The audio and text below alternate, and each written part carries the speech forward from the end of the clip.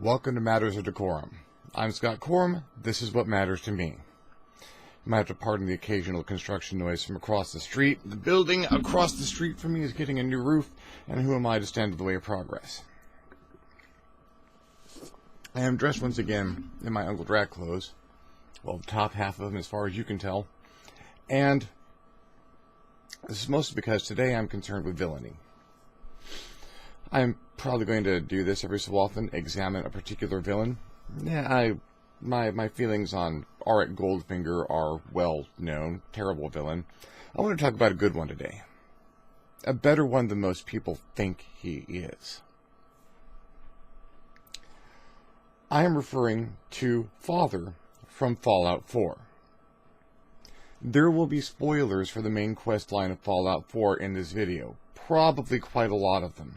I'm going to wreck the whole thing if you haven't played it. So if you do not want spoilers for the main quest line of Fallout 4, this is probably where you want to stop. Because I'm just going to dig straight into it and take it out. This conversation is a result of me and my evil engineer friend Wayne Ziegelmeyer having a few too many late night conversations about Fallout 4 and digging into things, and the results of my watching a few too many theoretical videos about Fallout 4. Thank you, Oxhorn, for some of the inspiration.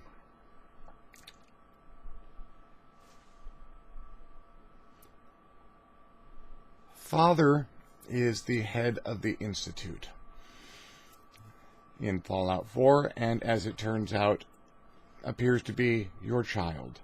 The infant stolen from your deceased spouse from Vault 111, who has been used for the Generation 3 synth program and became the head of the Institute. That's the canon information. That's the assumption it's easiest to take. Sean was taken for his pure DNA, untainted by radiation, so that his DNA could be used for the Generation 3 synth program. His tissues are used to create the Generation 3 synths. And he grows up in the Institute, going so far as to become the Institute's director. And though he has somewhat of a less than complimentary view of both the people who live above the Institute and the synths that his genetic structure helped to create, he seems to have a bit of a change of heart. He admits at one point that it was his decision to release you from Vault 111 so that he could see what would happen if you went to the effort to track him down and find him. Somewhat of a dispassionate scientific answer. But then, when all fails, no matter who you side with, you find that he has programmed one of his child synths to believe it is your child. Although you searched for your infant son, only to begin to believe that he had aged to about 9 or 10, and then found out that he'd grown up to become this evil, dispassionate, cold leader of the nightmare of the Commonwealth, the Institute.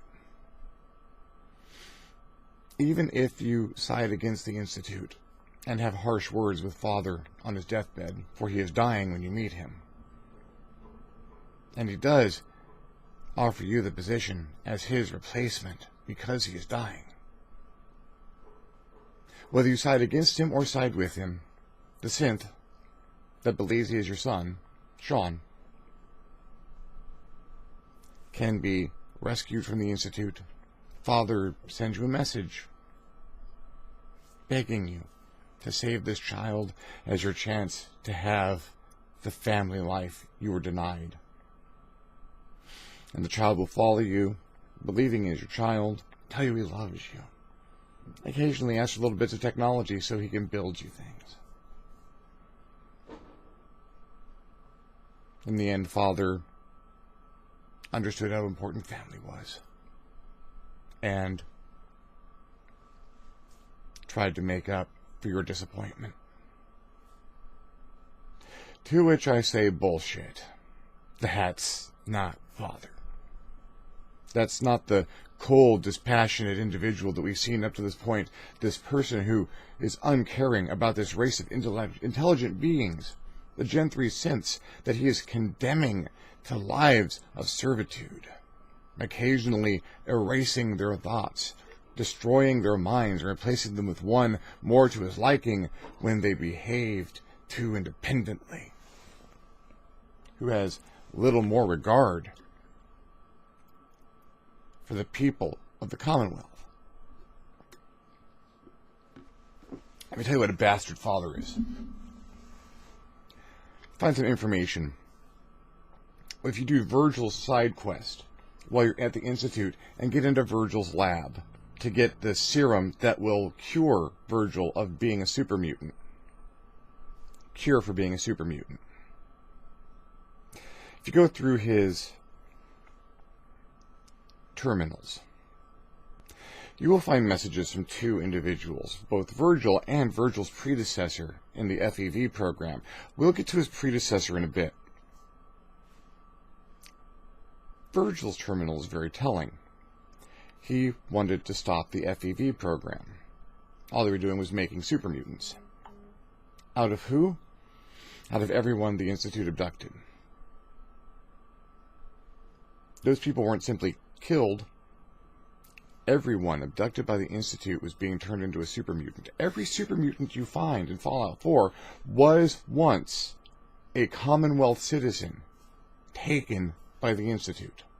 Men, women, children, all of them placed in the FEV program, forced to undergo the transformation. When it didn't work out the way they wanted it to, released back into the Commonwealth as a super mutant.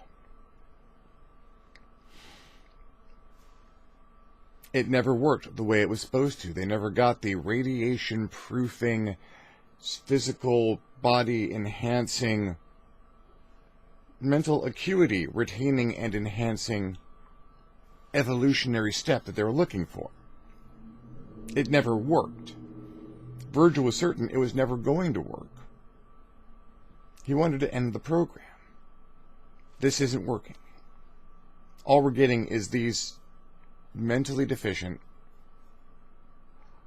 violent, vicious scourges of the Commonwealth. Can we stop now? It was Father who told him, no, you have to keep going. Father denied the request to stop the program. Why? That throws a little bit of a dark edge on Fallout 4. Not that it didn't already have plenty of dark edges, but every super mutant you meet is someone the Institute abducted at some point. Everyone you've seen replaced with a synth, those are super mutants you may easily have killed.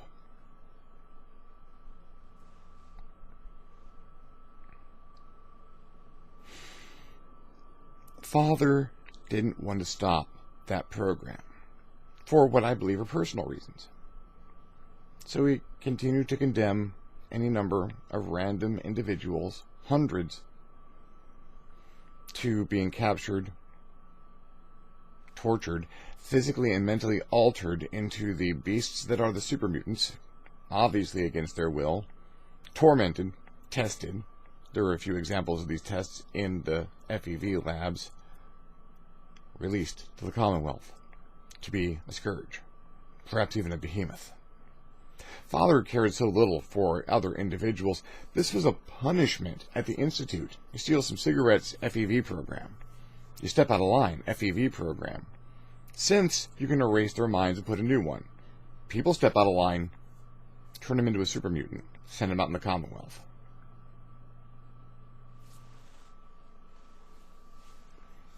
Why was Father like this? Here we step away from canon. Here we go away from strictly what the game would have you believe as the results of the main storyline. And here you step into Scotland. Here you step into Uncle Drac looking at this thing and seeing things a little bit differently.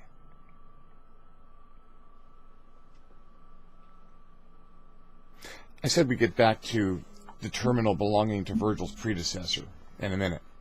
Here we are. Virgil's predecessor, before Father's time, also wanted to end the program. It wasn't working. The Institute's been doing this for as long as the Institute's been around. That's why there's so damn many super mutants. It wasn't working. He wanted to stop. He could only think of one thing that might, maybe, result in a successful super mutant. The FEV virus working the way it's supposed to. Forced evolution virus. The FEV working the way it's supposed to.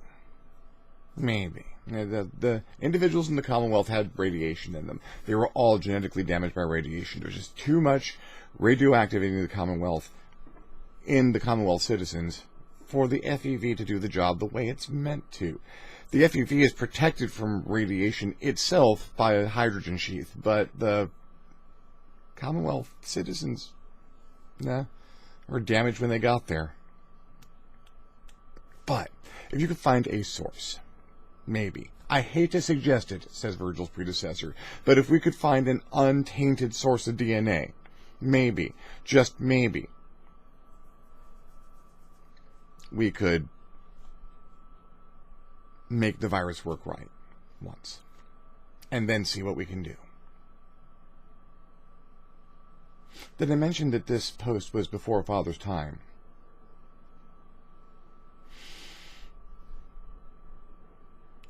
Sean wasn't taken from Vault 111 for the Gen 3 synth program. No. Sean was taken from Vault 111 for the FEV program. And infant Sean, whether as an infant or slightly older, was exposed to the forced evolution virus. Put through the process. And it worked. Worked the way it was supposed to. Worked the way it was always meant to. A couple of unfortunate side effects. But it made a radiation-proof, stronger, tougher, smarter individual. The lone survivor's a soldier. His wife is a soldier. Well, Nora is capable, no doubt, but neither of these people seem to be scientists, no matter how many perks you put in. How else does Father and Sean go from being an experimental subject to the head of the Institute? The chief scientist, the main idea guy, he's smarter than all the rest of them. FEV worked. The FEV worked beyond expectations. Why continue the FEV program when all you have are subjects that it will not work right on because maybe it might work? I'm sure Sean got very lonely as Father because no one else could understand him.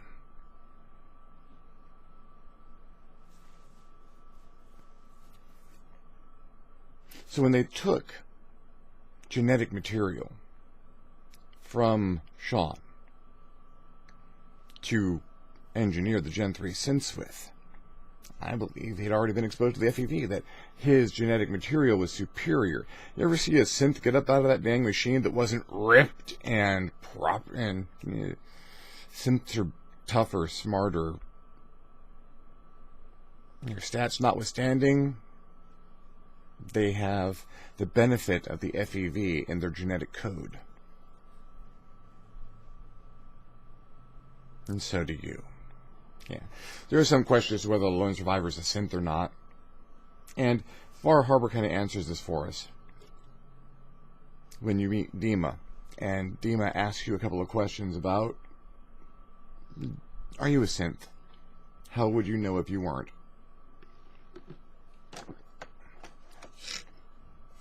What's the first thing you remember?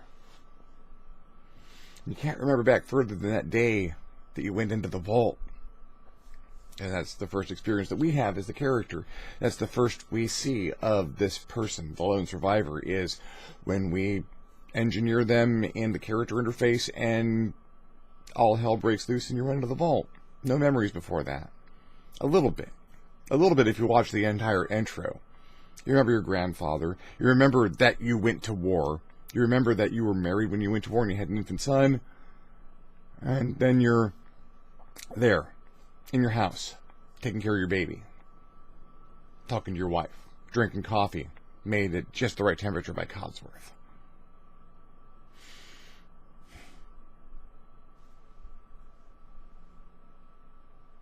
If you're a synth, when did you get exchanged? What happened? How are you a synth? Why are you a synth?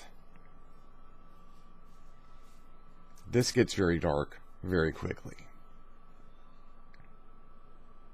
Father's dying. Father is dying as a result of an extremely aggressive cancer. The FEV causes a lot of additional muscle mass to grow in the super mutants. It didn't cause that in Father, but all that extra mass has to come from somewhere or go somewhere. The commands for creating extra mass are in the virus. Since it didn't manifest as physical muscle mass, I'm sure it manifested as something systemic. Got a little experience with cancer myself at the moment. Something that would race through a system and eventually shut everything down. Boom. Quickly displace the function of tissues and organs. Father is not the kind of person who's going down without a fight, though. He survived the FEV process. Smarter than everyone else around him. Father's got an escape plan. Father's got you, the lone survivor.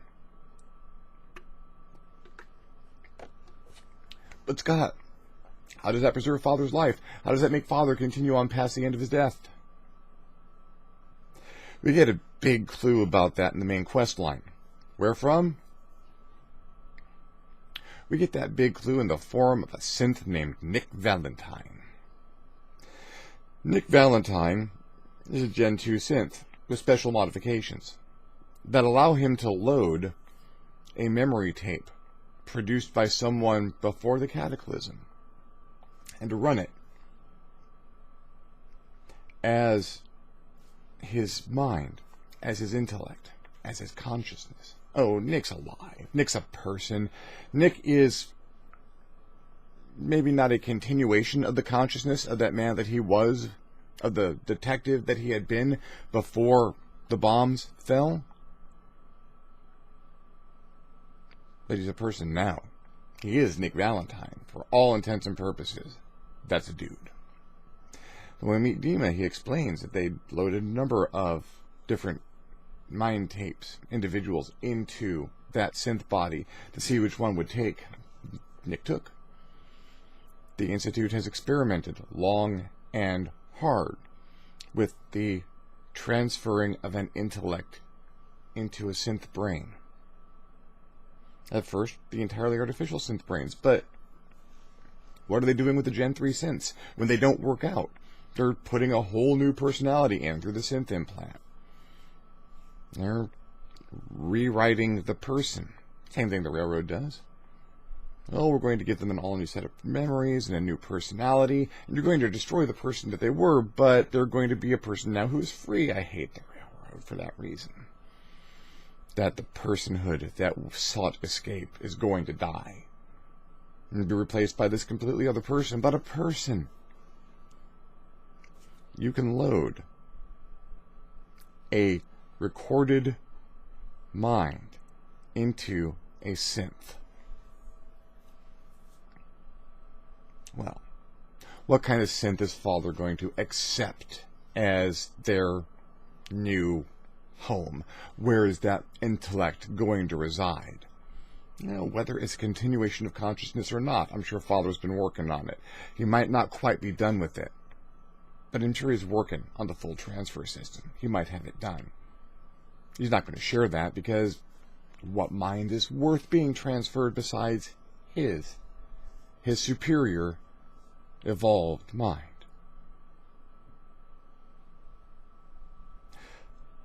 Father has access to this technology.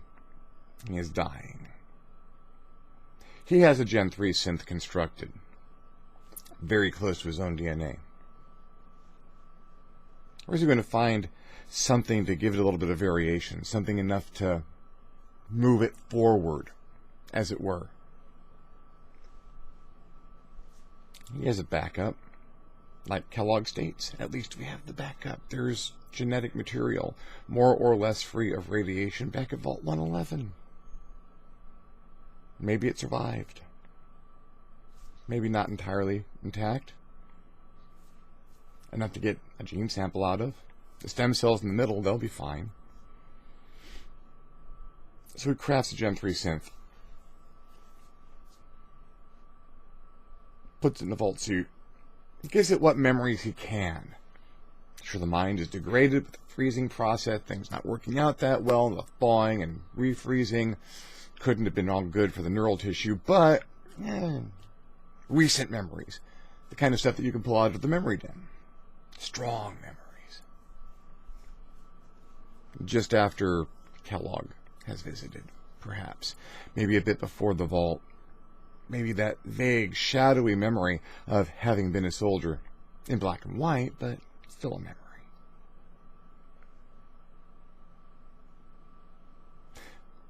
Why? Why put him back in the Vault? Why put him back in the Vault and lead him back to the Institute? Why not just load your mind into it? Because the new body is going to be new. It's going to be lacking some things. It's not going to be well developed. It's not going to have resistances. It's not going to have muscle memory. It's not going to have reflex arcs. It's new. It's not the kind of body Father would want to move into. No. He wants an upgrade. He wants to step forward. He wants to have that development that he's probably worked on all of his life. So you put it in Vault 111. And you leave breadcrumbs. You leave breadcrumbs that lead that synth, believing he's your parent, to you. One, you make him believe he's your parent. You make sure he's got that memory of you as an infant being stolen. Tragic. Then, you make sure that the synth is released. You know the frost effects are different on the window of the cryo chamber from when you wake up and Kellogg kills your spouse to when you wake up the second time. It's dusty the second time. It's not so much frosty. You get released. Oh my God, what do? I get out. I go home. Sanctuary is just down the way. You go home and you encounter the first speaking, thinking being that you're going to encounter, Cogsworth. You know, Cogsworth can account for almost 210 years of memory, plus or minus a couple of rotations. His chronometer's off. He's lost track of some time. What if the Institute nabbed him, opened him up, did a little reprogramming, reinforced the maybe poking you, make sure you're going after Sean, make absolutely sure you can find where your son went. Cogsworth starts you off on the main quest line. Go to Concord, find some people who can help, and starts leading you down that path. Keeps insisting, you've got to find young Sean. Oh, the missus and young Sean. Oh, what about young Sean? You've got to find young Sean. Second being you're likely to encounter, most likely to encounter in Fallout. Dog meat. Stalwart companion. A perfectly healthy, pure-breed German Shepherd in the Commonwealth. Though there's no pure-breed dogs in the Commonwealth. Every animal you find in the Commonwealth that isn't screwed up by radiation is likely a synth. The crows are all synths. Watching you. The Institute's produced them just to keep track of you. Think about that. Dog meat is absolutely necessary. He's instrumental to the main quest line. Even when they removed the functionality from the game of having dog meat and another companion at the same time, it's very easy to find that that's the case, because all the companions do have me and dog meat lines. You can't find Kellogg without dog meat. This perfect, pure breed German Shepherd. So healthy it can't even die in combat. Dog meat's a synth. Dog meat is very obviously a synth. Another breadcrumb left by the Institute. The Institute's been engineering your getting back. It's not just, I thought I would let you go and see what happens. Bullshit. Father doesn't want to tell you the real reason, for obvious reasons. He wants you back. But he wants you to work for it. He wants you to fight for it. He wants you to develop that muscle memory. He wants you to get some perks and raise your stats. He wants a proper body to move into when he dies. When he transfers.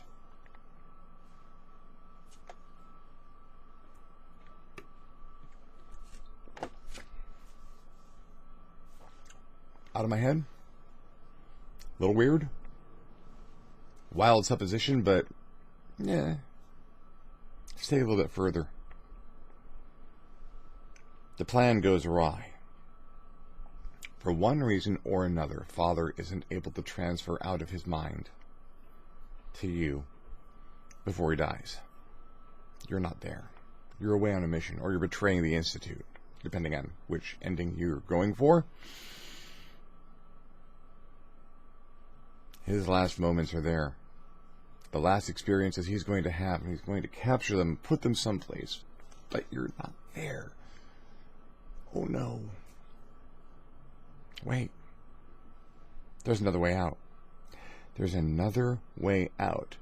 Maybe a stepping stone. Not even an end place, but a next step. He has a very close match to his own DNA. In the next room. In a transparent cage. It's the young synth. The young synth that's been used to dupe you into thinking that Father was still around as a child, that you first encounter and think you found your son before Father shows up and informs you that no, it's him.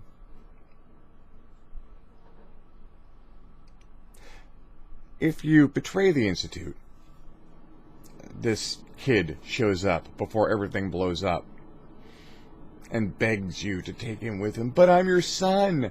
Why won't you take me with you? He gives you a little note from Father. I know we've had our differences, but I've mended those fences. Please, you deserve to have a family. I beg you, take this child and raise him as your own. If you side with the Institute, the same thing happens. A young Sean shows up. I'm your son. Note from Father. I've taken the liberty of programming this synth to believe he's your son you lost. He will treat you as his parent and love you as I would have. Please, take care of this child. And then the child starts asking you for little bits of, if you take the child with you, the child starts asking you for little pieces of technology so it can make you things like the laser rifle. So cute. A laser rifle that never runs out of ammo. Well, not while you're carrying extra cells, at least. So cute. That is so Father transferred into that body.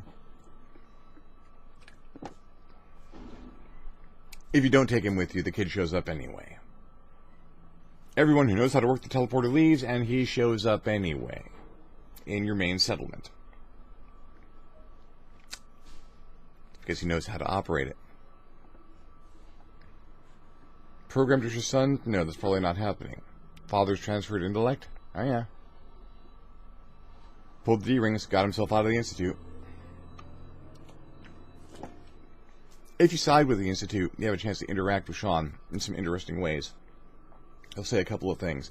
They're very telling. One, he informs you that during a conversation about death, it's a subject that comes up. Kids that age, especially in that environment, said they used to be afraid that you would die, that you wouldn't come back. But they said you couldn't die and that you'd always come back. Interesting. Does that imply that perhaps someone at the Institute knows that if you die, they'll just make another one? Maybe make another one and lead it back along the same breadcrumbs. Maybe there's a program instituted to do this. The other thing young Sean will say if you side with the Institute and interact with him for a while, he'll ask you if you think synths are people. And that, can a person become a synth? When a person dies, and if they become a synth when they die, is that person?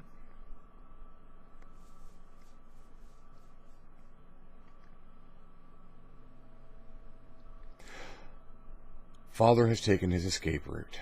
He has transferred his intellect into a synth that is pretending to be your child, so it can stay close to you and collect technology. So eventually, it can build the proper mind transference device and transfer himself into his intended target, the soul survivor.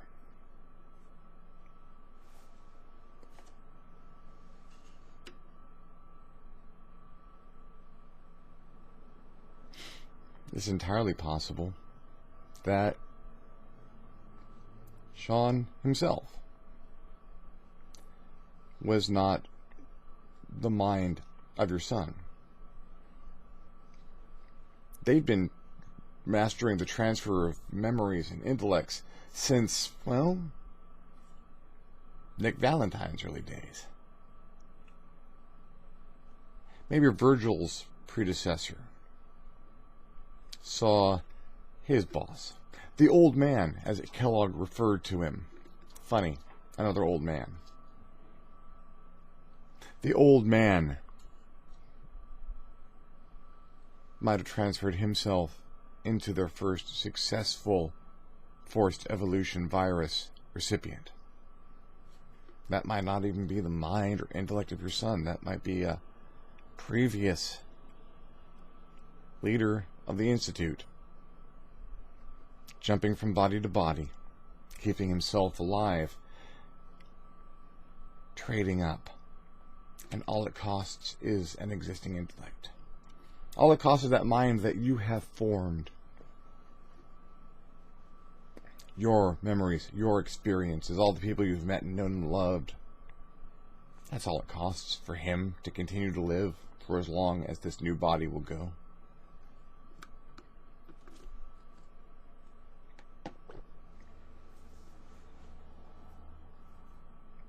That's a villain. That's a good and proper villain. That feels right. All the steps line up. If you read between the lines, find a little bit of extra information here and there. Yeah. Father doesn't just have disdain for synths and doesn't think they're people. Father just doesn't think that Commonwealth citizens aren't people. Father doesn't think anyone else is a person because he has advanced. He has evolved. He is beyond that. He has come too far to think of any other thinking being as an equal or even as having value. The only value another individual might have is what they can do for him in this life or the next. Father makes you his successor not because he values your endless experience murdering people in the wasteland for water.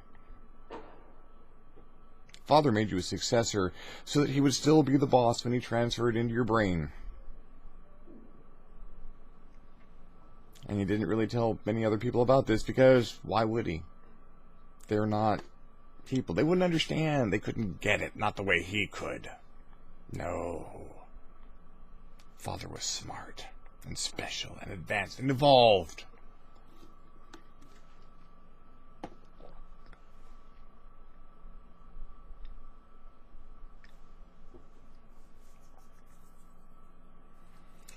It just takes a few late night conversations when you've been playing way too much Fallout 4 to come up with stuff like this.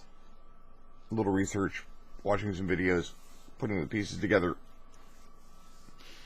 Oh god, this is why I think Goldfinger sucks. At first blush, Goldfinger's kind of an awesome supervillain, but when you really dig into it, nah, idiot.